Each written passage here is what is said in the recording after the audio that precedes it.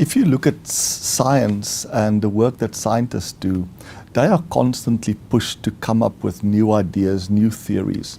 And I think that this scientific method that they use, we can also use within our organizations or even in our own personal life. Dr. Eli Goldratt, the creator of Theory of Constraints and the author of the best-selling book, The Goal, in the introduction of the book gave us probably the most simplest formulation of the scientific method. He said if you wanted to come up with a new idea or breakthrough in any field that you're passionate about or any organization, it really just involves two simple steps. The first one is to have the courage to face inconsistencies. And inconsistency is simply an expectation gap between what I expected to see, a targeted performance, and what actually happened.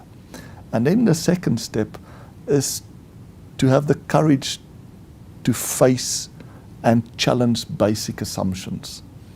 So if you think about an expectation gap, my expectation versus reality, there's only two assumptions that we can challenge to try and explain that gap.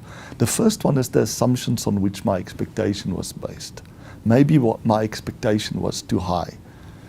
And unfortunately, that's the most common way that people try to resolve inconsistencies or expectation gaps, is they simply lower their expectation.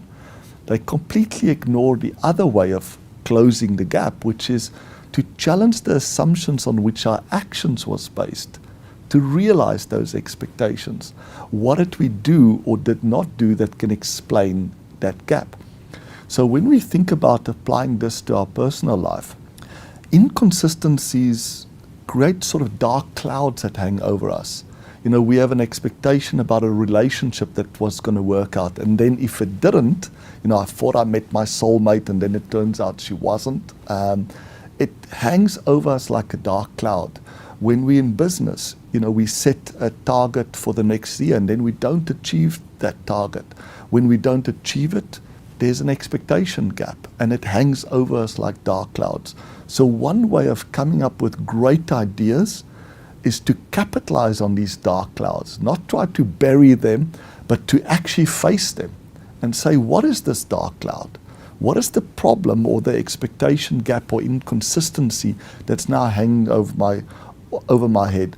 And why is this important for me to resolve this or for my organization, and why is it important for other stakeholders? And then to see what's the conflict that I'm facing in resolving this, maybe making a change in my life or organization versus not making a change, and really paying attention to the unique pluses and minuses of the change versus the not change or the alternative, and find a practical way of resolving these inconsistencies. This is one thing that we have focused on a lot in our research labs, is to develop very simple processes. One process I've called a ProConCloud, which is following exactly these steps, looking at these dark clouds that hang over you, looking at the pros and cons of both sides, and providing you with a systematic way of resolving these dark clouds. And that's where great ideas can come from. So every dark cloud has a silver lining, but to get to that silver lining, you first have to face it. If it's important enough, if it's keeping you up at night, then follow a systematic way. Slow down your thinking a little bit and find a way of turning that dark cloud into a major breakthrough within your personal life or your organization.